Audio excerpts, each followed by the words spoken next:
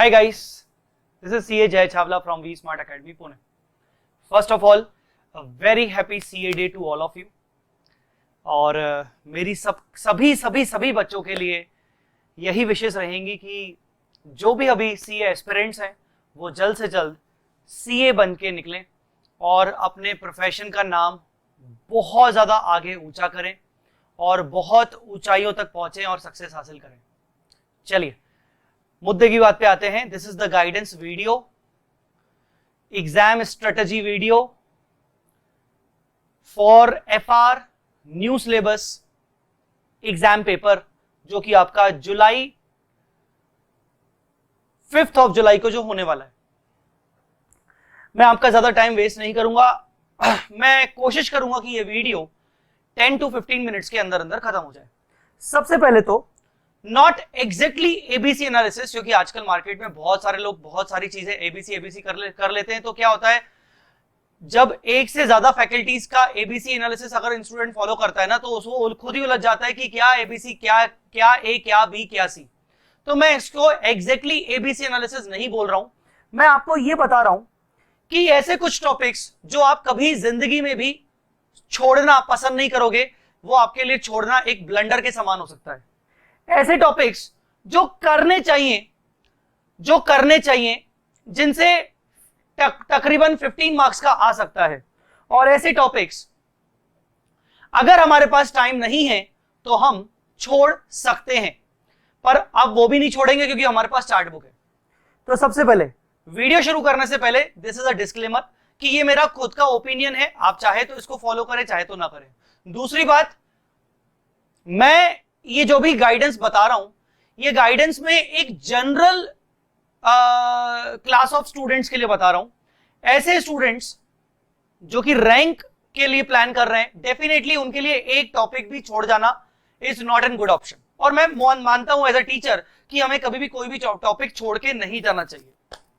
But yes, this video can definitely help all the students, चाहे वो rank plan कर रहे हो, चाहे वो रैंक प्लान ना कर रहे हो, चाहे वो सिर्फ पास होना प्लान कर रहे हो। ठीक है ना भाई। फ्रेंकली स्पीकिंग, मैं तो अपने टाइम पर तो ऐसा स्टूडेंट था कि जो मुझे लगता था कि भाई प्रैक्टिकल सब्जेक्ट अच्छा लगता है 60 मार्क्स आ जाए, थ्योरी सब्जेक्ट अच्छा नहीं लगता है 40-50 मार्क्स आ जाए, बस पास हो जाए। बट ये जनरल सभी बच्चों के लिए है, फॉलो कर सकते हैं और आप सबको शेयर करना। The most important topics are this. मैं आपके सामने नाम नहीं लूंगा, आपको सामने दिख जाना चाहिए कि मोस्ट इंपॉर्टेंट टॉपिक्स कौन कौन से हैं। आप स्क्रीनशॉट ले लीजिए। शॉर्ट में बोले, financial instruments, business combination, consolidation, asset based standards, और इसके अलावा 115 रेवेन्यू होता है, 116 आपका लीजेस होता है, 12 आपका इनकम टैक्सेस होता है, 102 आप जानते हो शेयर बेस्ड पेमेंट होता है, 21 फॉरेन एक्सचेंज वाला होता है, 33 ईपीएस होता है, 19 आपका एनालिसिस होता है, सॉरी एम्प्लॉय बेनिफिट होता है, और एक इसके अलावा एनालिसिस ऑफ फाइनेंशियल स्टेटमेंट्स। अच्छा, इसके बाद ऐसे टॉपिक्स जो करके जाएं तो अच्छा है, 10 से 15 मार्क्स कवर हो जाते हैं। ऐसे टॉपिक्स का स्क्रीनशॉट प्लीज जरूर ले लीजिएगा, इनका स्क्रीनशॉट जरूर लेना। 113 ना के बराबर आता है पर आया भी है, 20 गवर्नमेंट ग्रांट्स ना के बराबर। ऐसे टॉपिक्स जो कभी ना कभी एक आध बार आए हैं, ठीक है ना। तो ये सारे टॉपिक्स, इसमें आपको लग रहा होगा कि सर ये हाईलाइट आपने किया 110, सर 110 तो आपने यहां भी लिखा है। एक्चुअली 110 ना मैंने दोनों जगह इसलिए लिखा है क्योंकि 110 एक तरीके से बच्चों की भाषा में बोले तो वो थ्योरी टॉपिक है, ठीक है ना। बट फिर भी मैं उसको दोनों कैटेगरीज में इसलिए रख रहा हूं क्योंकि जब आप प्रैक्टिकल चैप्टर करोगे तो भी आप रेफर करोगे प्रैक्टिकेबिलिटी पॉइंट ऑफ व्यू से। जब आप थ्योरेटिकली पढ़ोगे तो आपको रेफर करके जाना चाहिए, ठीक है ना। CSR 34, 111, 101, ये सब चीजें 108। और ऐसे कुछ टॉपिक्स जब आपको समय नहीं है, मैं ये नहीं कह रहा हूं कि आपको ये छोड़ने, मैं बिल्कुल भी रिकमेंड नहीं करूंगा।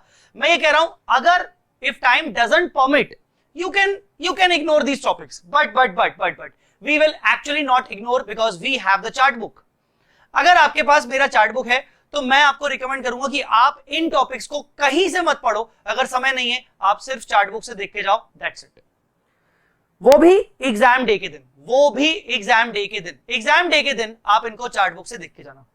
अच्छा, क्या सर बाकी के लिए चार्ट बुक रेफर नहीं करना? अरे उनके लिए तो करना ही करना है, बट आपको मैं बोल रहा हूं कि ये ऐसे टॉपिक होते हैं जिनको आप किसी बुक से अगर नहीं पढ़ रहे हो, बाकी टॉपिक को तो आप प्रॉपरली प्रैक्टिस करोगे, अपने अपने फैकल्टीज की बुक से रेफर करोगे, इसीलिए बाद में चार्ट बुक करोगे। बट इन टॉपिक्स को अगर आपको कहीं से भी रेफर करने का टाइम नहीं है, आप चार्ट बुक करके जाइए, ठीक है। अच्छा, अब आते हैं थोड़ा सा डिटेल में डेली डे वाइज स्ट्रेटेजी के लिए।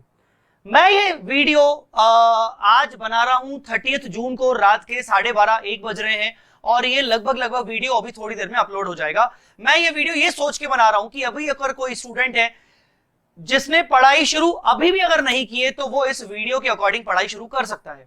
ऐसे स्टूडेंट्स हैं जिन्होंने अपनी पढ़ाई शुरू कर दी है, कोई दिक्कत नहीं, आपको जैसा लगे, जितना पोर्शन लगे इस वीडियो से आपको हेल्प हो सकती है, आप जरूर उसको फॉलो करिए। अगर आपको लगता है कि नहीं मेरा शेड्यूल डिस्टर्ब हो जाएगा, तो आप बिल्कुल फॉलो मत करिए। बट मुझे ऐसा लगता है कि थोड़ा बहुत तो ये वीडियो किसी न हर बच्चे को हेल्प करेगा ही करेगा। तो चलिए, स्ट्रेटेजी क्या है? स्ट्रेटेजी कुछ ऐसी है कि 1 जुलाई क्या करना है, 2 जुलाई क्या करना है, 3 जुलाई क्या करना है, 4 जुलाई क्या करना है। 1 जुलाई कुछ ऐसे टॉपिक्स हमें करने चाहिए जो कि हम अगर 2, 3, 4 दिन, 5 दिन, 6 दिन हो जाए ना, कोई दिक्कत नहीं, हम ऐसे टॉपिक्स को नहीं भूलने वाले। कुछ भी हो जाए, हमें ऐसे टॉपिक्स को हम भूलने ही नहीं वाले। एक बार अगर वो मैंने पढ़ लिए, तो आने वाले हफ्ते मतलब 7 डेज तक, 1 वीक, 15 डेज तक मैं उनको नहीं भूलने वाला, जैसे कि ये टॉपिक्स हैं। तो आप इनका स्क्रीनशॉट ले लो।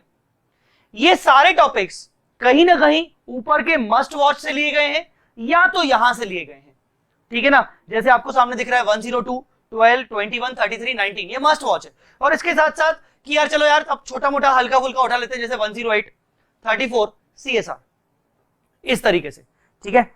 2 जुलाई को अब हमारा एक ना पढ़ाई का माहौल बन चुका है। अब 2 जुलाई मतलब अब यार 1 जुलाई को हमने ऐसे सिंपल टॉपिक्स वगैरह कर लिए, सिंपल टॉपिक्स कर लिए। इसमें अच्छा, इसमें मैं एक चीज बता दूं, इसमें मैंने 115 नहीं लिखा है, मैं इसमें 115 लिखना भूल गया, सॉरी।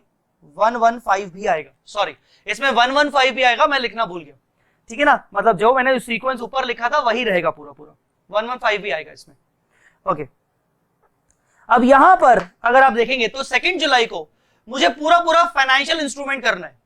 फाइनेंशियल इंस्ट्रूमेंट ऑब्वियसली बहुत बड़ा है, तो फाइनेंशियल इंस्ट्रूमेंट के साथ मैं और क्या कर सकता हूं, मैं ये वाले जो छोटे मोटे जो टॉपिक्स है यहां से मैं कुछ उठा सकता हूं, जैसे इंड AS 20 हो गया, 41 हो गया, 7 हो गया, 113 हो गया। साथ ही साथ अगर आपको लगे तो आप इंड AS 116 या तो यहां उठा सकते हो फाइनेंशियल इंस्ट्रूमेंट के साथ, पर क्योंकि ये बहुत बड़ा होता है तो इसीलिए मैं आपको मैंडेटरी नहीं बोल रहा हूं कि यहां पर उठाओ, आप लास्ट डे पे भी उठा सकते हो, इधर 116, आप लास्ट डे पे भी उठा सकते हो 116, ठीक है ना। तो 116 को आप यहां तो 4th डे पे उठाओ या तो 2nd डे पे उठाओ। अच्छा, यहां पर मैंने ये लिखा है कि आपका जो अटेम्प्ट का MTP है, कोशिश करके जो आपका 2 जुलाई है उसमें मैंने टॉपिक्स कम लिखे हैं, क्योंकि आपको MTP रेफर करना है, ठीक है ना। तो एक दिन मैंने ऐसा छोड़ा है जहां पर थोड़े से टॉपिक कम है, जल्दी कवर हो जाएंगे, ताकि आप MTP रेफर कर सकें आपके अटेम्प्ट का। अब 3 जुलाई आपका सबसे इंपॉर्टेंट दिन है, जिस दिन आप कंसोलिडेशन, बिजनेस कॉम्बिनेशन और ये सब चीजें करने वाले हो। तो यहां पर आप consolidation, business combination, Ind AS 28 और 111 ये वाले सारे के सारे टॉपिक्स करेंगे। मुझे यकीन है कि ये पूरा दिन आपका लगेगा, बट अगर आपकी स्पीड अच्छी है तो मुझे लगता है कि आप अगले दिन के टॉपिक्स को भी यहां पर कवर कर सकते हो, अगर आपकी स्पीड अच्छी है।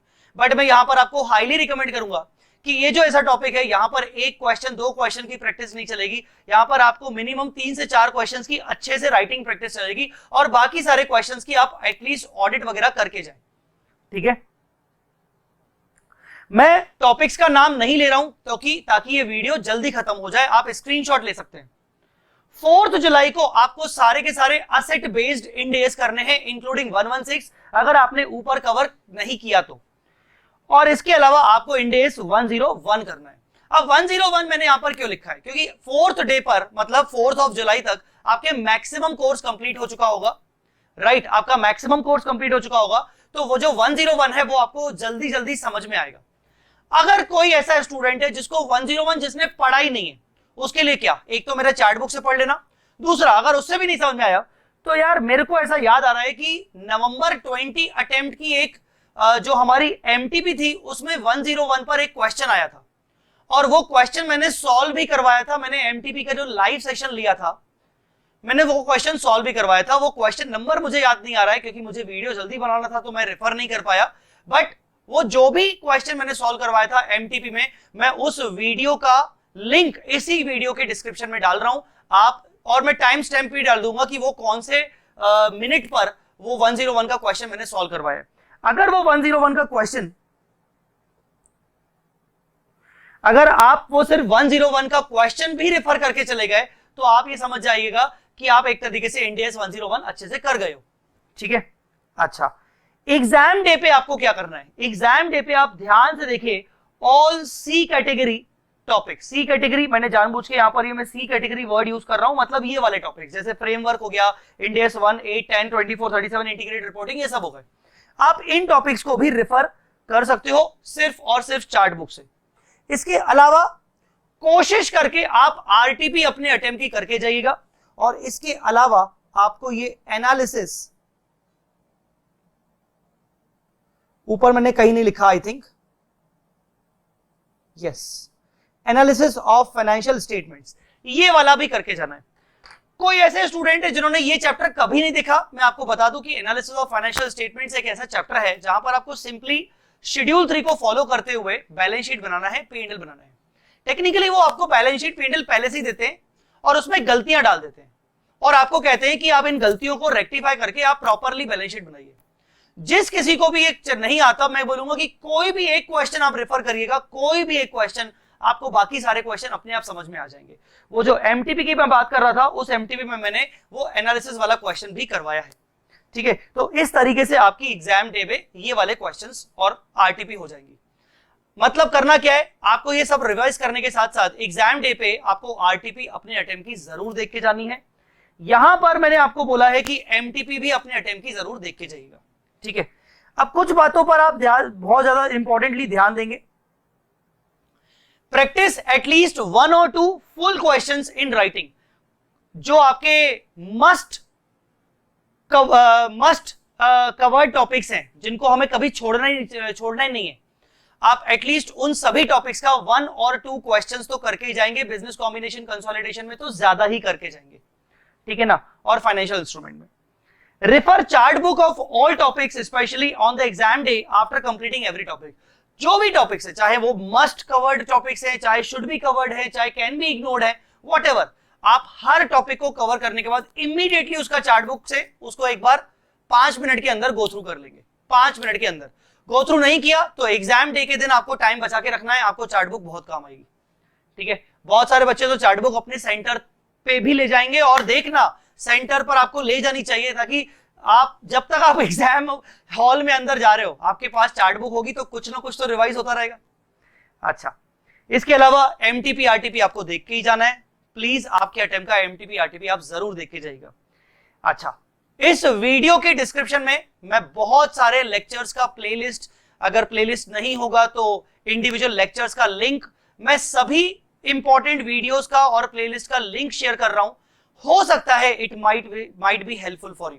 चार्ट रिविजन्स ऑलरेडी अवेलेबल हैं यूट्यूब पर।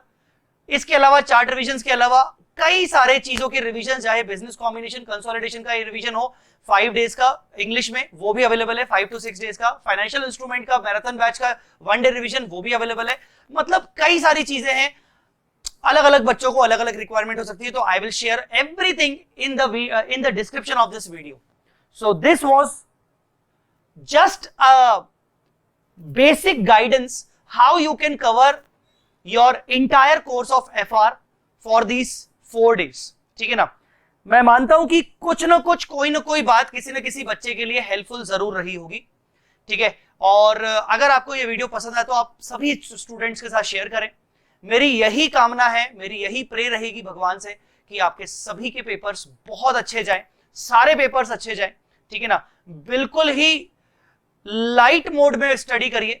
ठीक है ना, कोई भी प्रेशर में आके स्टडी मत करिए। प्लीज एक रिक्वेस्ट रहेगी, हाथ जोड़ के रिक्वेस्ट रहेगी कि अब जो भी हुआ है, जो भी सुप्रीम कोर्ट के डिसीजंस आए हैं, आपको लगता है कि आपके फेवर में नहीं है या है, व्हाटएवर, प्लीज एक हाथ जोड़ के रिक्वेस्ट रहेगी कि अपने एग्जाम डेज अब आपके स्टार्ट हो चुके हैं, आप प्लीज फोकस कर लीजिए क्योंकि आप अपने लिए कर रहे हो और अपने घर वालों के लिए कर रहे हो, ठीक है। So guys, all the very best for your exams as well as for your results. Again, a very, very, very happy CA day. So thank you so much. मिलते हैं बहुत जल्द अगले वीडियो में। बाय बाय, जय माता दी, take care, all the best.